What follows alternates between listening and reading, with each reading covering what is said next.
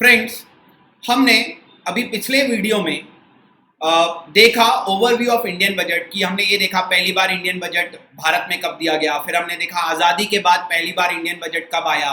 Clear, railway budget और union budget को एक साथ मर्ज कर दिया गया 2017 के बाद। फिर हमने ये भी देखा कि पहले union budget last working day of February में आता था, अब तो first working day of February को आ जाता है, फर्स्ट फेब को आ जाता है। बराबर, अब हम पढ़ने जा रहे हैं की टर्मिनोलॉजीज या heads covered under the budget. Clear, मैंने आपको बोला एवरी ईयर फर्स्ट फरवरी को, है ना, एवरी ईयर फर्स्ट फरवरी को जो फाइनेंस मिनिस्टर होते हैं वो बजट लेकर आते हैं। बराबर, बजट लेकर आते हैं। इस बजट का नाम क्या होता है? Union budget. Why it is called union budget? क्योंकि ये पूरे देश के लिए होता है, कोई एक स्टेट के लिए नहीं होता है, पूरे देश के लिए होता है, इसलिए इसका नाम पड़ता है यूनियन बजट।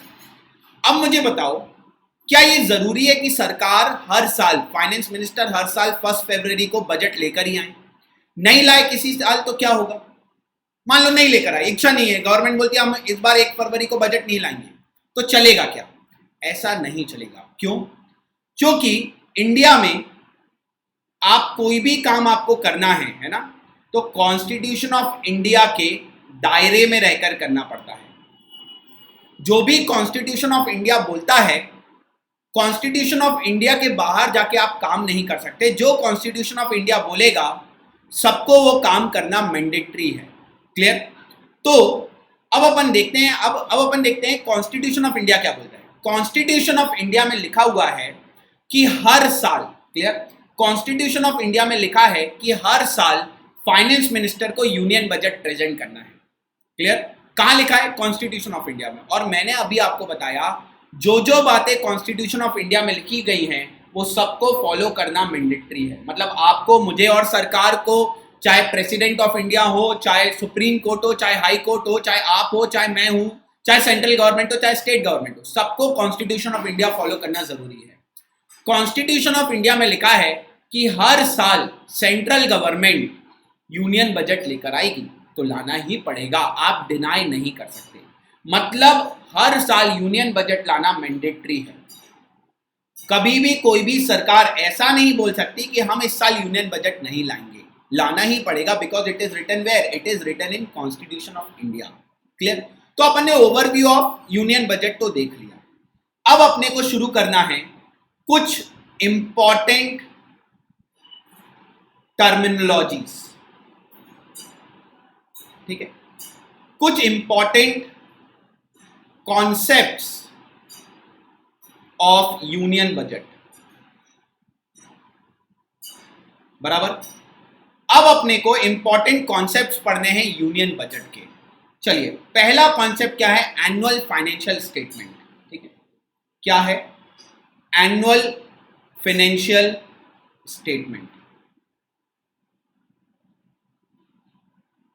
अब एनुअल फाइनेंशियल स्टेटमेंट के बारे में कहां लिखा है? एनुअल फाइनेंशियल स्टेटमेंट के बारे में लिखा है article 112 of constitution of India में। कहां लिखा है? Article 112 of constitution of India में। Article 112 of constitution of India बोलता है कि सेंट्रल गवर्नमेंट को, ठीक है, किसको? सेंट्रल गवर्नमेंट को annual financial statement every year present करना पड़ेगा। ठीक है, मैं फिर से बता रहा हूं, बिल्कुल आपको बहुत सारे एमसीक्यू इसमें बन सकते हैं, तो आपको बहुत ध्यान से सुनना पड़ेगा। अपन पहला टर्मिनोलॉजी जो पढ़ने जा रहे हैं वो क्या पढ़ने जा रहे हैं? Annual financial statement. Clear? Annual financial statement के बारे में जो लिखा है वो लिखा है article 112 of constitution of India में। कहां लिखा है? Article 112 of constitution of India में।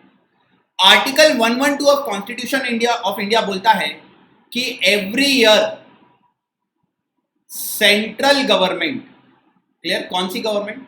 Central government has to present annual financial statement. Clear? कहां लिखा हुआ है? आर्टिकल 112 में लिखा हुआ है कि हर साल सेंट्रल गवर्नमेंट को एनुअल फाइनेंशियल स्टेटमेंट प्रेजेंट करना पड़ेगा इन पार्लियामेंट। कहां पर? पार्लियामेंट में, मतलब लोकसभा राज्यसभा में। पार्लियामेंट आपको पता है, लोकसभा और राज्यसभा, बराबर। तो क्या सरकार ये बोल सकती है, क्या सेंट्रल गवर्नमेंट ये बोल सकती है कि हम एनुअल फाइनेंशियल स्टेटमेंट प्रेजेंट नहीं करेंगे? नहीं। अभी मैंने थोड़ी देर पहले बोला जो कॉन्स्टिट्यूशन ऑफ इंडिया में लिखा है वो सबको करना है। कॉन्स्टिट्यूशन ऑफ इंडिया का आर्टिकल 112 बोलता है कि हर साल सेंट्रल गवर्नमेंट को एनुअल फाइनेंशियल स्टेटमेंट प्रेजेंट करना होगा पार्लियामेंट में, तो करना ही पड़ेगा, वो मना नहीं कर सकती। क्लियर? तो मैंडेटरी रिक्वायरमेंट है। आर्टिकल 112 बोलता है हर साल सेंट्रल गवर्नमेंट को एनुअल फाइनेंशियल स्टेटमेंट प्रेजेंट करना है, तो करना ही पड़ेगा। अब ये होता क्या है? चलो करना तो है तो कर देगी भाई। होता क्या है? एनुअल फाइनेंशियल स्टेटमेंट का मतलब क्या? चलिए तो मतलब समझते हैं। एनुअल फाइनेंशियल स्टेटमेंट में सेंट्रल गवर्नमेंट दो बातें बताती है। ठीक है? एनुअल फाइनेंशियल स्टेटमेंट जो सेंट्रल गवर्नमेंट को पार्लियामेंट में प्रेजेंट करना है, उसमें सेंट्रल गवर्नमेंट दो बातें बताती है। एक, रिसीप्ट ऑफ इनकम, दूसरा एक्सपेंडिचर ऑफ इनकम। सरकार के पास कितना पैसा आएगा और सरकार उस पैसे को कहां कहां खर्च करेगी, ये सरकार को हर साल एनुअल फाइनेंशियल स्टेटमेंट के रूप में बताना है। क्लियर? Every year. तो मैंने बोला ना, 1 फेब को गवर्नमेंट बजट लेकर आती है। अभी मैंने बोला तो बजट में ये होता है, बजट में एनुअल फाइनेंशियल स्टेटमेंट होता है। एनुअल फाइनेंशियल स्टेटमेंट में सेंट्रल गवर्नमेंट कौन बताता है? सेंट्रल गवर्नमेंट की तरफ से कौन बताता है? फाइनेंस मिनिस्टर बताते हैं कि हमारे पास कितना पैसा आएगा और हम उस पैसे को कितना पैसा कहां कहां खर्च करेंगे। तो सर हो सकता है सरकार बोले हमारे पास 20 लाख करोड़ रुपीस आएगा, ठीक है, तो 20 लाख करोड़ आएगा।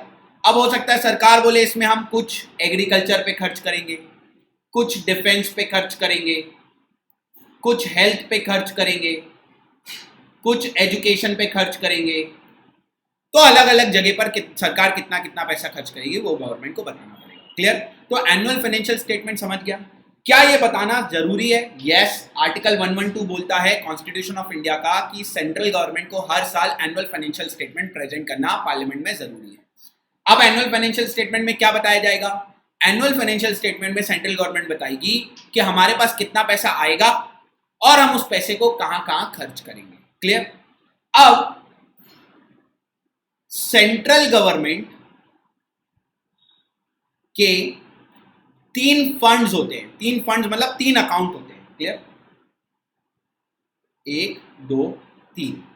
पहला होता है कंसोलिडेटेड फंड ऑफ इंडिया, दूसरा होता है कंटिंजेंसी फंड और तीसरा होता है पब्लिक अकाउंट फंड। ठीक है? सरकार का जो पैसा होता है, सेंट्रल गवर्नमेंट का पैसा होता है ना, तो सेंट्रल गवर्नमेंट का जो पैसा होता है वो ये 3 अकाउंट्स में होता है। एक होता है consolidated funds of India, contingency fund और तीसरा होता है पब्लिक अकाउंट फंड। ये आपको याद रखना पड़ेगा। क्लियर? तो सेंट्रल गवर्नमेंट का जो पैसा होता है वो कितने फंड्स में होता है? 3 फंड्स में। पहला कंसोलिडेटेड फंड ऑफ इंडिया में होता है, दूसरा कंटिंजेंसी फंड में होता है, तीसरा पब्लिक अकाउंट फंड में होता है। क्लियर? अब ये फंड्स क्या होते हैं, जैसे जैसे अपन आगे बढ़ेंगे आपको समझेगा। क्लियर? तो फिर से मैं बता रहा हूं, ये मैंने फंड्स क्यों यहां पढ़ा है वो अपन को समझेगा। अभी मैंने बोला एनुअल फाइनेंशियल स्टेटमेंट की रिक्वायरमेंट कहां से आ रही है? एनुअल फाइनेंशियल स्टेटमेंट की रिक्वायरमेंट आ रही है section article 112 of constitution of India से। Article 112 of constitution of India बोलता है कि हर साल सेंट्रल गवर्नमेंट को एनुअल फाइनेंशियल स्टेटमेंट प्रेजेंट करना होगा पार्लियामेंट में। अब एनुअल फाइनेंशियल स्टेटमेंट में क्या प्रेजेंट करना होगा? तो सेंट्रल गवर्नमेंट बताएगी कि हमारे पास कितना पैसा आएगा और हम कितना पैसा कहां कहां खर्च करेंगे। क्लियर? अब जो सेंट्रल गवर्नमेंट का ये पैसा आता है ये कितने फंड्स में होता है? 3 फंड्स में। कुछ पैसा होता है कंसोलिडेटेड फंड ऑफ इंडिया में, कुछ पैसा होता है कंटिंजेंसी फंड में होता है और कुछ पैसा होता है पब्लिक अकाउंट फंड में। सेंट्रल गवर्नमेंट को ये तीनों फंड का रिसीप्ट और एक्सपेंडिचर का हिसाब देना होता है, तीनों फंड का। तो मैंने बोला ना एनुअल फाइनेंशियल स्टेटमेंट में सरकार रिसीप्ट और एक्सपेंडिचर के हिसाब किताब देती है। तो ये जो हिसाब किताब देती है वो तीनों फंड का देती है। मतलब central government consolidated fund of India का भी रिसीप्ट और एक्सपेंडिचर बताएगी कि इस फंड में कितना पैसा आया और हमने कहां कहां खर्च किया। कंटिजेंसी फंड का भी बताएगी कितना पैसा आया और कहां कहां खर्च किया। और पब्लिक अकाउंट फंड का भी बताएगी कि कितना पैसा आया और हमने कहां कहां खर्च किया। क्लियर?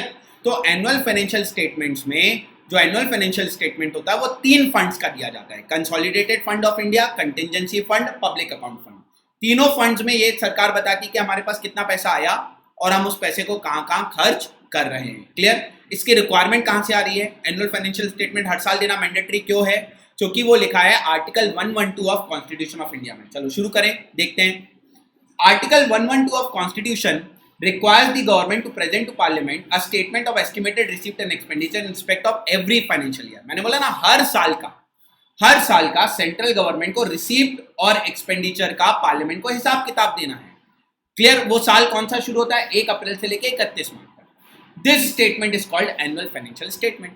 तो सरकार को 1 अप्रैल से लेकर 31 मार्च तक कितना पैसा आएगा और वो पैसा कहां कहां खर्च करेगी, इसका पार्लियामेंट में हिसाब किताब देना पड़ता है और इस हिसाब किताब को बोलते हैं annual financial statement. The annual financial statement is usually a wide 10 page document, है ना। एनुअल फाइनेंशियल स्टेटमेंट जनरली कितने पेज का होता है? 10 पेज का होता है। It is divided into 3 parts. ये 3 पार्ट्स में डिवाइडेड होता है क्योंकि सरकार को कितने फंड्स का हिसाब किताब देना है? 3 फंड्स का, तो ये डिवाइडेड भी 3 पार्ट्स में होगा, consolidated fund, contingency fund and public account. For each of these funds, the government has to present a statement of receipt and expenditure। Her fund का सरकार को रिसीप्ट और एक्सपेंडिचर का हिसाब किताब देना होगा। क्लियर हो गया? एनुअल फाइनेंशियल स्टेटमेंट ये किस दिन प्रेजेंट किया जाता है? ये किया जाता है 1 फेब को, बजट में। क्लियर? अब अपन ने देखा कितने फंड्स हैं, सरकार का पैसा कितने फंड्स में रखा है? 3 फंड्स में रखा है, consolidated fund of India, contingency fund और पब्लिक अकाउंट फंड। अब अपन ये एक एक करके समझ लेते क्या होता है। सबसे पहले समझते हैं कंसोलिडेटेड फंड ऑफ इंडिया, बराबर। अब सरकार के पास पैसा आता है जिसको अपन बोलते हैं रिसीप्ट ऑफ इनकम, ठीक है। दूसरा, इसी पैसे में से सरकार खर्च भी करती है, एक्सपेंडिचर ऑफ इनकम। जो पैसा आया उसको कहां कहां खर्च करना है। तो गवर्नमेंट, ये जो कंसोलिडेटेड फंड ऑफ इंडिया में पैसा आता है ये कहां से आता है? गवर्नमेंट का। तो आपको पता होगा, आप टैक्सेस देते हो गवर्नमेंट को, बराबर, टैक्सेस भरते हो, गवर्नमेंट को पेनाल्टीज भी देते हो, कभी कुछ गलत हो गया तो पेनाल्टीज भी देते हैं अपन। क्लियर? गवर्नमेंट ने हो सकता है लोन बांटा हो तो गवर्नमेंट को इंटरेस्ट भी मिलेगा, एक्सेट्रा एक्सेट्रा। तो गवर्नमेंट के पास जितनी भी इनकम आती है अलग अलग सोर्सेस से, है ना, ऑल इनकम, ठीक है। जितना भी गवर्नमेंट के पास पैसा आता है वो कौन से फंड में जाता है? कंसोलिडेटेड फंड्स ऑफ इंडिया में। तो आप सरकार को अलग अलग नामों से जितना पैसा देते हो, सरकार के पास ये पैसा जो होता है वो कौन से फंड में होता है? कंसोलिडेटेड फंड ऑफ इंडिया में। क्लियर? और गवर्नमेंट इसी फंड से सारे खर्चे भी करती है। खर्चे करती है मतलब डिफेंस पे खर्चा करेगी, क्लियर, उसके बाद एग्रीकल्चर पे खर्चा करेगी, बराबर, उसके बाद एजुकेशन पे खर्चा करेगी, बराबर, उसके बाद हेल्थ पर खर्चा करेगी, उसके बाद इंफ्रास्ट्रक्चर पर खर्चा करेगी। तो गवर्नमेंट का ये जो फंड है consolidated funds of India, government का सारा इनकम इसी फंड में होता है और गवर्नमेंट सारे खर्चे भी इसी फंड से करती है। क्लियर हो गया?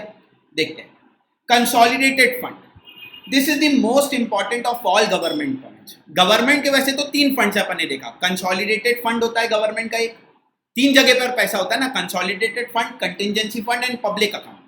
लेकिन कंसोलिडेटेड फंड्स जो है ये सबसे इंपॉर्टेंट फंड है। क्यों? All revenues raised by the government, money borrowed and receive from loan given by the government flow into the consolidated fund of India. Government के पास जितना इनकम आएगा, गवर्नमेंट को अगर कभी पैसा बोरो करना होगा, गवर्नमेंट को भी तो पैसा बोरो करना पड़ता है भाई, गवर्नमेंट का इतना पैसा तो नहीं होता, तो गवर्नमेंट को भी पैसा बोरो करना पड़ता है। तो गवर्नमेंट के पास जितना रेवेन्यू आएगा, गवर्नमेंट जितना पैसा बोरो करेगी, गवर्नमेंट ने अगर किसी को लोन दिया होगा तो गवर्नमेंट को इंटरेस्ट मिलेगा, वो सारा का सारा पैसा कंसोलिडेटेड फंड्स ऑफ इंडिया में ही होता है। All government expenditure is made from this fund. सारे खर्चे भी सरकार के इसी फंड से होते हैं। Clear? Except for exceptional item made from the contingency fund और द पब्लिक अकाउंट, ये मैं आपको बाद में समझाऊंगा। तो आप एक बार वापस समझिए, सरकार के वैसे तो 3 फंड्स हैं। कौन कौन से? Consolidated fund, contingency fund, public account. लेकिन सबसे इंपॉर्टेंट फंड जो सरकार के लिए है वो है कंसोलिडेटेड फंड। क्यों? क्योंकि सरकार का सारा पैसा इसी में है और सारे खर्चे भी इसी से होते हैं। Clear? Importantly, no money can be withdrawn from this fund without the parliament approval. अगर कंसोलिडेटेड फंड से गवर्नमेंट को कोई पैसा खर्च करना है, क्लियर, यहां पर गवर्नमेंट खर्च कर रही है ना, देखो डिफेंस पर, एग्रीकल्चर पर, एजुकेशन पर, हेल्थ पर, इंफ्रास्ट्रक्चर पर, तो सरकार को कंसोलिडेटेड फंड से अगर कोई भी पैसा खर्च करना है तो पार्लियामेंट अप्रूवल मैंडेटरी है। बगैर लोकसभा राज्यसभा के सरकार कंसोलिडेटेड फंड को हाथ नहीं लगा सकती। क्लियर? तो वापस एक बार देखो, सरकार के तो 3 फंड्स हैं, consolidated fund, contingency fund and public account fund. अपन कौन सा फंड पढ़ रहे हैं? Consolidated fund. और ये सबसे इंपॉर्टेंट फंड है। क्यों सबसे इंपॉर्टेंट फंड है? क्योंकि सरकार का सारा पैसा कंसोलिडेटेड फंड में ही होता है और सारे खर्चे भी सरकार कंसोलिडेटेड फंड से ही करती है, इसी अकाउंट से करती है। लेकिन अगर गवर्नमेंट को कंसोलिडेटेड फंड से कोई पैसा खर्च करना है तो सरकार को पार्लियामेंट का अप्रूवल मैंडेटरी है। बगैर पार्लियामेंट के अप्रूवल के सरकार कंसोलिडेटेड फंड से कोई पैसा खर्च नहीं कर सकती। क्लियर हो गया कंसोलिडेटेड फंड? ठीक, चलो अब आगे बढ़े। अब देखते हैं, देखो अब अपन कंटिजेंसी फंड और पब्लिक अकाउंट भी पढ़ लेते हैं, उसके बाद अपन फिर demand for grants, appropriation bill और फाइनेंस बिल पढ़ेंगे। क्लियर? कंटिजेंसी फंड, अपन ने पहला फंड पढ़ लिया कंसोलिडेटेड फंड। क्लियर? पहला फंड पढ़ लिया कंसोलिडेटेड फंड। अगला फंड जो अपन पढ़ रहे हैं वो पढ़ने जा रहे हैं अपन कौन सा? Contingency fund. ठीक है, कौन सा फंड? Contingency fund. अब कंटिजेंसी फंड में गवर्नमेंट जो है ना वो 500 करोड़ रुपए डाल के रख देती है। ठीक है, 500 करोड़ रुपए का डिपॉजिट रहता है गवर्नमेंट का। कितना पैसा डाल दिया? 500 करोड़ रुपए डाल दिया गवर्नमेंट ने। ठीक है, गवर्नमेंट इसको हाथ नहीं लगाती, नॉट टच। ठीक है, गवर्नमेंट ने कंटिजेंसी फंड में 500 करोड़ रुपए डाल दिए। क्लियर? कितने रुपए डाल दिए? 500 करोड़ रुपए डाल दिए। अब गवर्नमेंट इस पैसे को हाथ नहीं लगाती। कब तक? Until and unless very serious emergency comes. Clear? वापस देखो, कंसोलिडेटेड फंड में तो सरकार के पास जितना पैसा आता है वो सब कंसोलिडेटेड फंड में होता है और वहीं से सरकार पूरे खर्चे करती है। कंटिजेंसी फंड में गवर्नमेंट 500 करोड़ रुपए डाल देती है और इसको हाथ नहीं लगाती। It is a kind of a reserve. ये एक तरीके का रिजर्व है जो गवर्नमेंट बना के चलती है और इसको टच नहीं करेगी जब तक एकदम इमरजेंसी ना आ जाए, है ना, जब तक एकदम इमरजेंसी ना आ जाए।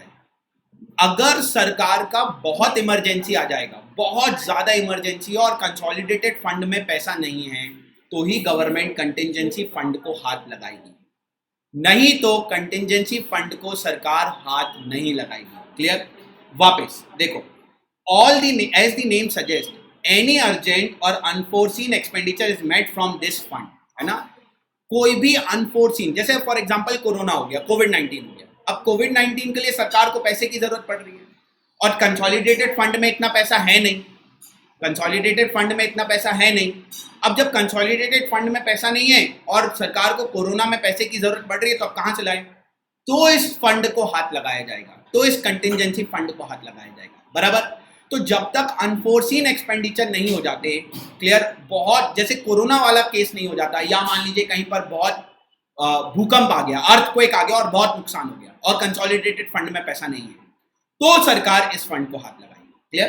तो देखो, as the name suggest any urgent और unforeseen expenditure is made from this fund. The ₹500 crore fund is at the disposal of the president. Contingency fund के पैसे को खर्च करना है अगर, है ना। कंटिजेंसी फंड के पैसे को खर्च करना है तो अप्रूवल लगेगा किसका? प्रेसिडेंट का। ये फंड का पूरा जो मैनेजमेंट होता है वो प्रेसिडेंट ऑफ इंडिया के हाथ में होता है। प्रेसिडेंट ऑफ इंडिया ही इस पैसे को खर्च करने की परमिशन दे सकते हैं। Any expenditure incurred from this fund requires a subsequent approval from the parliament and the amount withdrawn is return to the fund from the consolidated fund. अब वापस देखिए, मान लीजिए कोरोना हो गया, फॉर एग्जांपल कोविड-19 हो गया, सरकार के पास पैसे की कमी है, कंसोलिडेटेड फंड में पैसा नहीं है, तो सरकार कंटिजेंसी फंड को हाथ लगाएगी प्रेसिडेंट के अप्रूवल के बाद। प्रेसिडेंट ने अप्रूवल दे दिया, क्लियर, तो सरकार मान लीजिए यहां से 300 करोड़ रुपए निकाल लेगी। 300 करोड़ की जरूरत है, 300 करोड़ रुपए यहां से निकाल दिए, क्लियर, निकाल के खर्च कर दिए। बाद में गवर्नमेंट को जितना पैसा कंटिजेंसी फंड से निकाला गया है उतना बाद में इसमें भरना पड़ेगा, बाद में इसको वापस डिपॉजिट करना पड़ेगा।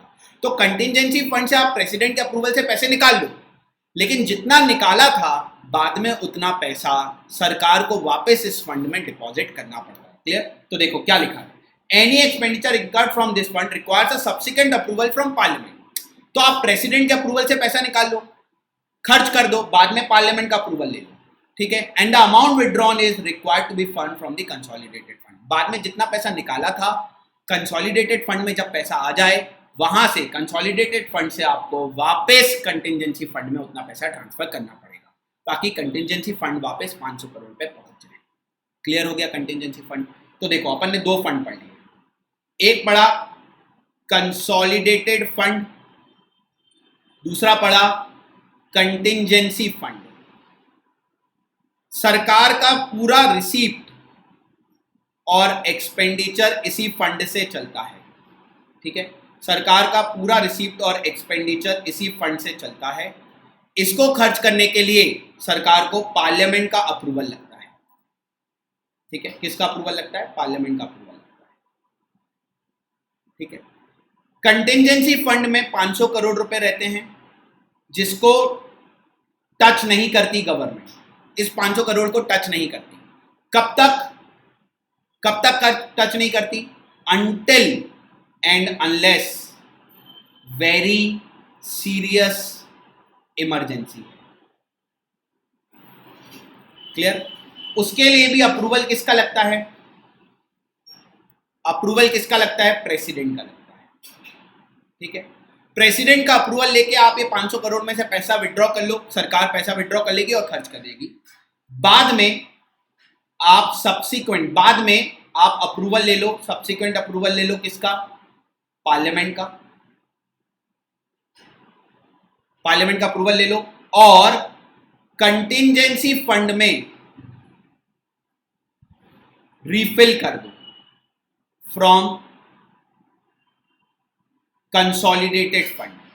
जब कंसोलिडेटेड फंड में पैसा आ जाए, जितना आपने कंटिजेंसी फंड से निकाला था उतना पैसा वापस डाल दो, ताकि कंटिजेंसी फंड वापस हो जाए और कभी वापस फ्यूचर में जरूरत पड़े तो फिर आप निकाल पाओ। क्लियर हो गया? तो कंसोलिडेटेड फंड और कंटिजेंसी फंड क्लियर है, क्लियर। अब तीसरा फंड होता है पब्लिक अकाउंट फंड, क्लियर। कौन सा fund? Public account fund. Public account fund. This fund is to account for the flows of those transactions where the government is merely acting as a banker. Clear? Where the government is merely acting as a banker. मतलब public account fund में public money होता है, public money, लोगों का पैसा। Example provident fund का पैसा, ठीक है, लोगों के पेंशन का पैसा, क्लियर। पब्लिक का पैसा, जो पब्लिक का है, जो सरकार का नहीं है, पब्लिक को मिलने वाला है। तो ऐसा पैसा जो पब्लिक का है वो होता है पब्लिक अकाउंट फंड में। इस पैसे को गवर्नमेंट सिर्फ मैनेज करती है, गवर्नमेंट सिर्फ ध्यान रखती है कि पैसे का गलत इस्तेमाल ना हो, क्लियर। मतलब government is acting like a banker. Bank क्या करता है? देखो, बैंक अपने पैसे को मैनेज करता है, बैंक अपने पैसे को खर्च नहीं कर सकता, वो अपना पैसा है। बैंक सिर्फ अपने पैसे को ध्यान रखता है कि भैया सेविंग अकाउंट में जो पैसा है वो कहीं इधर उधर ना हो जाए। तो पब्लिक अकाउंट फंड में जो पैसा होता है वो पब्लिक का पैसा होता है, क्लियर। वो गवर्नमेंट का पैसा नहीं होता। गवर्नमेंट सिर्फ उस पैसे का ध्यान रखती है कि ये पैसे के साथ कोई फ्रॉड ना हो जाए, इसलिए government is merely acting like a banker, clear. तो देखो, This fund is account for the flows of those transactions where the government is merely acting as a banker. Government का पैसा नहीं, गवर्नमेंट सिर्फ ध्यान रख रही है. For instance provident fund, small savings and so on. क्योंकि ये पैसा आप मुझे बताओ किसका है? पब्लिक का है. गवर्नमेंट तो सिर्फ ध्यान रख रही है. तो क्या गवर्नमेंट इस पैसे को टच कर सकती है? क्या गवर्नमेंट इस पैसे को खर्च कर सकती है? नहीं. गवर्नमेंट कैन नॉट टच और यूज द फंड. गवर्नमेंट इस पैसे को टच कर ही नहीं सकती, गवर्नमेंट इस पैसे को यूज कर ही नहीं सकती. क्लियर? देखो, these funds do not belong to the government. ये पैसा गवर्नमेंट का है ही नहीं. They have to be paid back at the same time to their rightful owner. ये पैसा सिर्फ गवर्नमेंट ध्यान रख रही है. ये पैसा गवर्नमेंट का है ही नहीं. इस पैसे पर तो गवर्नमेंट सिर्फ ध्यान रख रही है. तो जो इसका ओनर है कौन है? पब्लिक. एक समय बाद गवर्नमेंट को ये पैसा पब्लिक को वापस करना है. Because of this nature of fund, expenditure from it are not required to be approved by the parliament. तो इस फंड से, चूंकि ये पैसा गवर्नमेंट का नहीं है, बराबर, तो गवर्नमेंट इस पैसे को खर्च कर ही नहीं सकती. तो पार्लियामेंट कभी अप्रूवल ही नहीं देगा गवर्नमेंट को. लोकसभा और राज्यसभा कभी अप्रूवल ही नहीं देंगे गवर्नमेंट को कि आप इस फंड से पैसा खर्च करना. For each of these fund the government has to present a statement of receipt and expenditure. मैंने बोला तीनों फंड्स के लिए गवर्नमेंट को रिसीप्ट और एक्सपेंडिचर का हिसाब किताब देना है कि कितना पैसा आया किस फंड में और कहां कहां खर्च हुआ.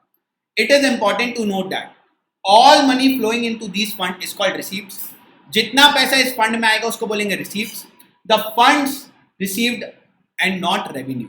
Revenue is budget context as a specific meaning है ना. रिसीप्ट है, रेवेन्यू नहीं, रिसीप्ट है. तो गवर्नमेंट का जितना पैसा आएगा वो रिसीप्ट हो गया और जो खर्चा करेगी वो एक्सपेंडिचर हो गया. The Constitution requires that the budget has to distinguish between receipt and expenditure, है ना. सरकार को रिसीप्ट का भी हिसाब देना है, मतलब कितना पैसा आया और कितना पैसा खर्च हुआ. क्लियर? तो चाहे फंड कितने टाइप के हैं? 3 टाइप के हैं. कंसोलिडेटेड फंड हो, कंटिंजेंसी फंड हो,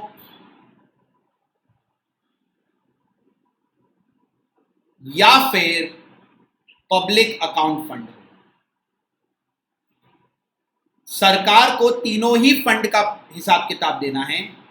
एक देना है रिसीप्ट का कि कितना पैसा आया, और दूसरा देना है एक्सपेंडिचर का कि भैया खर्चा हुआ तो कहां हुआ, हर साल पार्लियामेंट में. बराबर? तो देखो, the constitution requires that the budget has to distinguish between receipt and expenditure. Budget में दोनों चीजें होनी चाहिए, कितना पैसा आया और कितना पैसा खर्च हुआ. So all receipts in say consolidated fund are split into revenue and capital. Clear? Which include non-revenue receipts and expenditure. For understanding these budgets, revenue and capital, it is important to understand revenue receipt, revenue expenditure, capital receipts and capital expenditure. अब सुनिए, सरकार के पास जो भी पैसा आता है वो कहाँ आता है? कंसोलिडेटेड फंड में. कंटिंजेंसी फंड में तो रिजर्व बनाते हैं, और पब्लिक अकाउंट फंड में तो पब्लिक का पैसा होता है. यहां से तो बहुत इमरजेंसी होगी तो खर्च करेंगे. कंटिंजेंसी फंड से तो बहुत इमरजेंसी होती है तो ही खर्च करते हैं, और पब्लिक अकाउंट फंड से तो खर्चा ही नहीं कर सकते. मतलब सरकार के पास जो पैसा आता है वो कंसोलिडेटेड फंड में आता है और खर्चा भी यहीं से होता है. तो क्या बोला गया? जो सरकार का कंसोलिडेटेड फंड है, कंसोलिडेटेड फंड ऑफ इंडिया, बराबर, इसमें पैसा आएगा तो बोलेंगे रिसीप्ट, और पैसा खर्च होगा तो बोलेंगे एक्सपेंडिचर. अब जो रिसीप्ट है वो भी 2 तरीके की होती है. एक होती है रेवेन्यू रिसीप्ट. क्लियर? क्या होती है? Revenue receipt. और दूसरी होती है कैपिटल रिसीप्ट. मतलब इस फंड में जो पैसा आता है वो या तो रेवेन्यू रिसीप्ट होता है या तो कैपिटल रिसीप्ट होता है. रेवेन्यू नेचर का पैसा आता है या तो कैपिटल नेचर का पैसा आता है. जो एक्सपेंडिचर होता है वो भी 2 तरीके का होता है. या तो रेवेन्यू एक्सपेंडिचर होता है, बराबर, या तो कैपिटल एक्सपेंडिचर होता है. क्लियर हुआ? ठीक. तो कंसोलिडेटेड फंड ऑफ इंडिया में जब पैसा आएगा तो बोलेंगे रिसीप्ट हुआ, और जब खर्चा होगा तो बोलेंगे खर्चा हुआ, एक्सपेंडिचर हुआ. अब कंसोलिडेटेड फंड ऑफ इंडिया में जो पैसा आएगा, रिसीप्ट होगा, वो 2 तरीके का होगा. एक होगा रेवेन्यू रिसीप्ट, दूसरा होगा कैपिटल रिसीप्ट. 2 तरीके के पैसे आते हैं. कुछ पैसा आता है रेवेन्यू रिसीप्ट टाइप का, कुछ आता है कैपिटल रिसीप्ट टाइप का. जो खर्चे होते हैं सरकार के वो भी रेवेन्यू नेचर का भी खर्चा हो सकता है और कैपिटल नेचर का भी खर्चा होता है. क्लियर? तो अब अपने को पढ़ना है कि रेवेन्यू रिसीव क्या होता है, कैपिटल रिसीव क्या होता है, रेवेन्यू एक्सपेंडिचर क्या होता है, कैपिटल एक्सपेंडिचर क्या होता है। क्लियर हो गया? ठीक, तो देखो क्या लिखा है। It is important to understand revenue receives, revenue expenditure, capital receives and capital expenditure, क्योंकि दोनों तरीके की इनकम आ रही है और दोनों तरीके के खर्चे हो रहे हैं। क्लियर? लेकिन रेवेन्यू रिसीव्ड और कैपिटल रिसीव्ड या रेवेन्यू एक्सपेंडिचर और कैपिटल एक्सपेंडिचर समझने के पहले अपने को ये 3 टर्म्स समझना पड़ेंगे, demand for grants, appropriation bill और फाइनेंस बिल। अब डिमांड फॉर ग्रांट्स क्या होता है देखते हैं। ठीक है, डिमांड फॉर ग्रांट्स क्या होता है? डिमांड फॉर ग्रांट्स, गवर्नमेंट जब मनी देती है किसी को, ठीक है, पैसा बांटती है, तो 2 तरीके से बांटती है, एक लोन के रूप में और दूसरा ग्रांट के रूप में। अगर गवर्नमेंट ने कभी पैसा बांटा तो 2 तरीके से बांटा जाता है, एक लोन के रूप में, दूसरा ग्रांट के रूप में। अब लोन के रूप में मतलब क्या हुआ?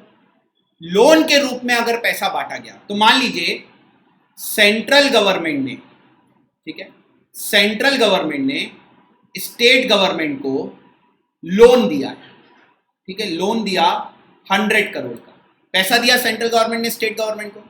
तो अगर लोन के रूप में दिया है तो स्टेट गवर्नमेंट सेंट्रल गवर्नमेंट को रीपे करेगी विथ इंटरेस्ट। सेंट्रल गवर्नमेंट जब भी लोन के रूप में पैसा देती है मतलब वो पैसा वापस आएगा विथ इंटरेस्ट आएगा। लेकिन अगर सेंट्रल गवर्नमेंट ने, ठीक है, 100 करोड़ रुपए की ग्रांट दी है स्टेट गवर्नमेंट को, इसका मतलब state government do not repay. तो जब ग्रांट दिया जाता है तो वो पैसा वापस नहीं आता। तो सेंट्रल गवर्नमेंट जब पैसा बांटती है तो या तो लोन के रूप में बांटती है या तो ग्रांट के रूप में बांटती है। अगर लोन के रूप में बांटा गया है तो सेंट्रल गवर्नमेंट को विथ इंटरेस्ट वो पैसा वापस मिलेगा। लेकिन अगर ग्रांट के रूप में पैसा बांटा गया है तो सेंट्रल गवर्नमेंट को पैसा वापस नहीं मिलेगा। अब अपने को पढ़ना है grant. Demand for grant is the form for in which estimate of expenditure from the consolidated fund included in the annual financial statement and required to be voted upon in the Lok Sabha are submitted in pursuance of Article 113 of the Constitution। आप मेरे को बताओ, जब government grant बांट रही है, मान लो central government ने स्टेट गवर्नमेंट को 100 करोड़ की ग्रांट दी, मतलब सेंट्रल गवर्नमेंट को ये 100 करोड़ वापस मिलने वाले हैं क्या? नहीं मिलने वाले। सेंट्रल गवर्नमेंट को ये 100 करोड़ वापस आएंगे क्या? लोन के फॉर्म में देता तो वापस आते, लेकिन ग्रांट के फॉर्म में दिए तो वापस नहीं आएंगे। क्या सेंट्रल गवर्नमेंट का ये खर्चा है ना भाई? ये 100 करोड़ अगर ग्रांट के रूप में दिए मतलब सेंट्रल गवर्नमेंट का तो ये एक्सपेंडिचर हो गया। क्लियर? तो सेंट्रल गवर्नमेंट कभी भी अगर किसी को ग्रांट के रूप में पैसा देना चाहती है, क्लियर, ग्रांट के रूप में, लोन के रूप में तो प्रॉब्लम नहीं ना, वो पैसा वापस आएगा। लेकिन सेंट्रल गवर्नमेंट अगर ग्रांट के रूप में पैसा देना चाहती है तो कितना किसको देगी वो एनुअल फाइनेंशियल स्टेटमेंट में रहेगा कि भाई मान लीजिए सेंट्रल गवर्नमेंट बोल रही है हम वेस्ट बंगाल को 50 करोड़ देंगे, महाराष्ट्र को 80 करोड़ देंगे, तो कौन से स्टेट को कितना ग्रांट देने वाले हो आप, वो आपके एनुअल फाइनेंशियल स्टेटमेंट में होना चाहिए, खर्चों के सेक्शन में होना चाहिए और लोकसभा का अप्रूवल लगेगा, लोकसभा उस पर वोट करेगा। अगर लोकसभा ने अप्रूव कर दिया, ये कहां लिखा है? Article 113 of the constitution.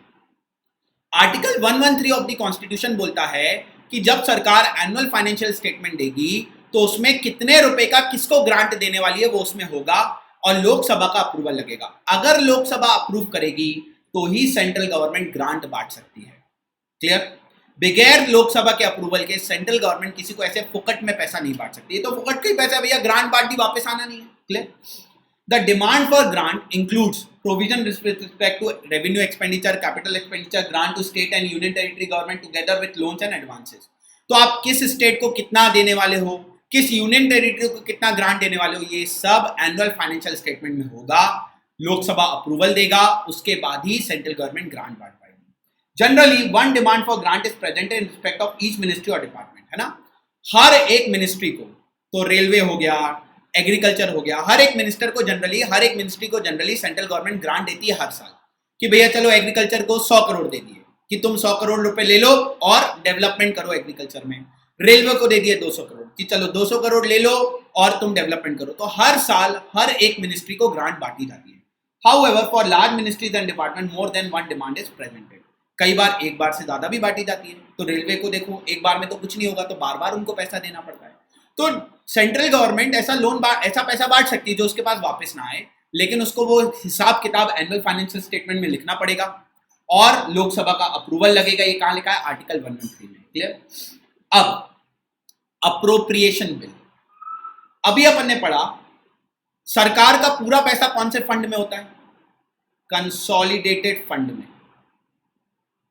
Clear? Consolidated fund में दो चीजें होती हैं।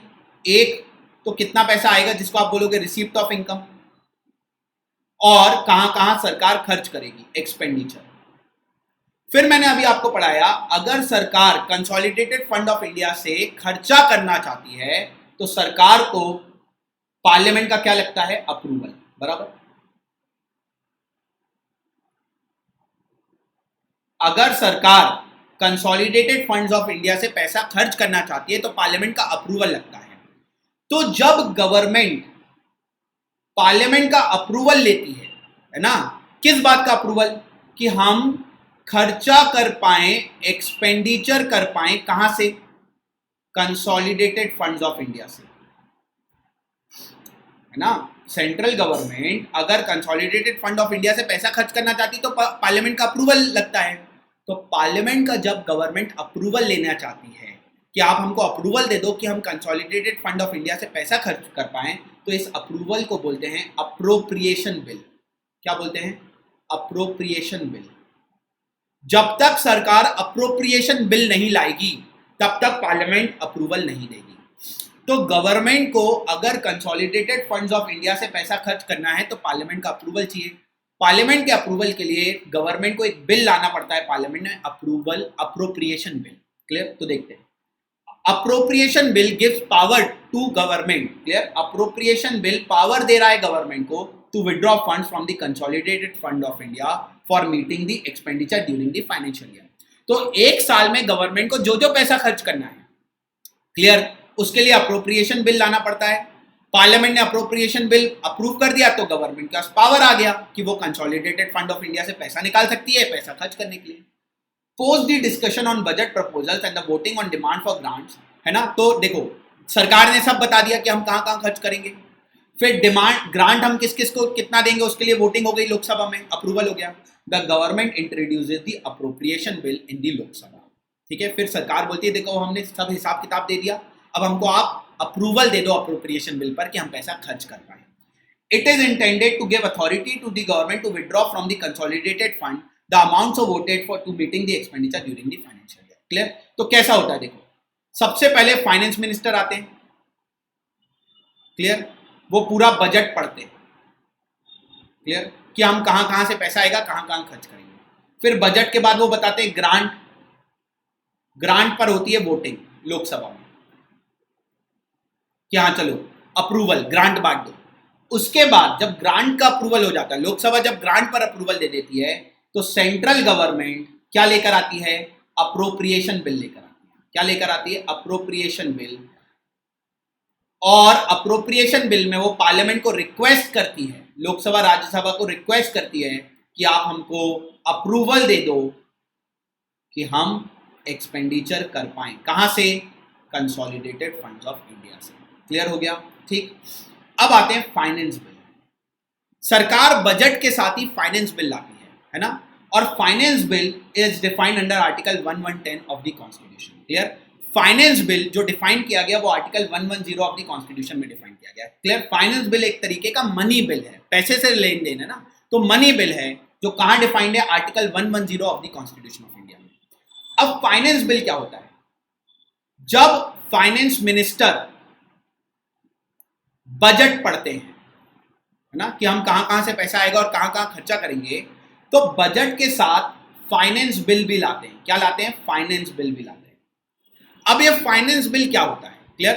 फाइनेंस बिल में मान लीजिए सरकार को इस बार ज्यादा पैसे की जरूरत है, तो कैसे लाए भाई? सरकार ज्यादा पैसे कैसे लाए? तो फाइनेंस बिल में गवर्नमेंट बताती है क्या हम टैक्स रेट बढ़ा रहे हैं, क्योंकि अगर सरकार को ज्यादा पैसे की जरूरत है तो सरकार टैक्स बढ़ा देगी। सरकार को लगता है नहीं यार बहुत ज्यादा टैक्स लग रहा है, तो हो सकता है टैक्स रेट कम कर दे, या ये भी हो सकता है बोले नहीं जैसा पहले था वैसे ही रहेगा, तो टैक्स रेट कांस्टेंट हो जाए। तो जब आप एग्जीक्यूटिव में आओगे ना, तो एग्जीक्यूटिव में आपको इनकम टैक्स करके एक सिलेबस है, मतलब टैक्स लॉज एंड प्रैक्टिस करके एक सब्जेक्ट है, उसमें आपको इनकम टैक्स जीएसटी के बारे में पढ़ना है। वहां अपन फाइनेंस बिल बहुत डिटेल में पढ़ेंगे। या मैं आपको बता रहा हूं, जब सरकार 1 फेब को कब लाती है, 1 फेब को लाती है बजट, तो बजट के साथ ही फाइनेंस बिल भी लाती है। क्या लाती है? Finance bill. Clear? Finance bill में सरकार ये बताती है कि भाई इस साल टैक्स कितना लगने वाला है। क्या बताती है? कि इस साल टैक्स कितना लगने वाला है। हम टैक्स रेट बढ़ा रहे हैं क्या, मतलब 1 अप्रैल से लेके 31 मार्च तक लोगों को कितना टैक्स भरना है, ज्यादा टैक्स लगेगा, कम टैक्स लगेगा, या जितना पिछले साल था उतना ही लगेगा। अगर सरकार टैक्स रेट चेंज करना चाहती है तो उसके लिए उसको फाइनेंस बिल लाना पड़ता है। देखो, a finance bill is a money bill defined in article 1110 of the constitution, the proposal of the government for levy of new tax. अगर सरकार नया टैक्स लगाना चाहती है, modification of the existing tax structure, जो एग्जिस्टिंग टैक्स स्ट्रक्चर है उसी में चेंजेस करना चाहती है, टैक्स रेट को कम ज्यादा करना चाहती है, या continue of the existing tax structure, जितना टैक्स है उतना ही कंटिन्यू करना चाहती है, are submitted to parliament through this bill. Parliament में फाइनेंस बिल प्रेजेंट करती है सरकार कि देखो हम 1 अप्रैल से लेकर 31 मार्च तक कितना टैक्स लगाएंगे, क्या कोई नया टैक्स आएगा, क्या कोई पुराना टैक्स रहेगा कि नहीं रहेगा, वो सब फाइनेंस बिल में होता है। The finance bill is accompanied by a memorandum containing explanation to the provisions including in it. अब अगर सरकार बोलती है फाइनेंस बिल में हम टैक्स रेट बढ़ा रहे हैं, तो सरकार को फाइनेंस बिल के साथ एक डॉक्यूमेंट भी सबमिट करना होता है जिसका नाम होता है मेमोरेंडम। अब इस डॉक्यूमेंट में क्या होता है? मेमोरेंडम में होता है एक्सप्लेनेशन कि अगर नया टैक्स लगा रही है तो क्यों लगा रही है, टैक्स रेट को कम कर रही है तो क्यों कम कर रही है, टैक्स रेट को बढ़ा रही है तो क्यों बढ़ा रही है। तो फाइनेंस बिल में तो गवर्नमेंट बताती है कि हम टैक्स के साथ क्या कर रहे हैं, और उसका रीजन जो है वो एक अलग से डॉक्यूमेंट होता है मेमोरेंडम, ताकि लोगों को पता चले कि गवर्नमेंट ने टैक्स रेट में क्यों चेंजेस किए, उसको बोलते हैं मेमोरेंडम। तो देखो, the finance bill is accompanied by a memorandum containing explanation of the provisions including in it. तो फाइनेंस बिल में जो जो बातें लिखी हैं उसके रीजन क्या है, क्यों हमको नया टैक्स लाना है, क्यों हमको पुराना टैक्स हटाना है, उसके लिए गवर्नमेंट मेमोरेंडम लाती है जिसमें पूरा एक्सप्लेनेशन होता है। ये फाइनेंस बिल जो है पहले इंट्रोड्यूस होता है लोकसभा में। Clear? However, the Rajya Sabha can recommend amendments in the bill. The bill has to be passed by the Parliament within 75 days of the introduction. अभी मैंने बताया बजट कब आता है, 1 फेब को आता है। क्लियर? 1 फेब को। इसी दिन फाइनेंस मिनिस्टर फाइनेंस बिल भी ला देते हैं कि हम टैक्स रेट्स में क्या चेंज कर रहे हैं। ये फाइनेंस बिल को अब पार्लियामेंट अप्रूव करता है। पार्लियामेंट अप्रूव करेगा ना कि हाँ या ना, भाई फाइनेंस बिल को अप्रूव करना है नहीं करना है, वोटिंग होगी। तो अप्रूवल के लिए 75 डेज मिलते हैं पार्लियामेंट को। तो 1 फरवरी को ये फाइनेंस बिल आ गया। 1 फरवरी से लेके 75 डेज के अंदर अंदर पार्लियामेंट को, लोकसभा और राज्यसभा दोनों को, लोकसभा और राज्यसभा दोनों को ये फाइनेंस बिल अप्रूव करना पड़ता है। फिर जैसे ही पार्लियामेंट अप्रूव कर देती है, प्रेसिडेंट इस पर साइन कर देते हैं और गवर्नमेंट टैक्स रेट्स में चेंजेस ला देती है। क्लियर हो गया फाइनेंस बिल? क्लियर?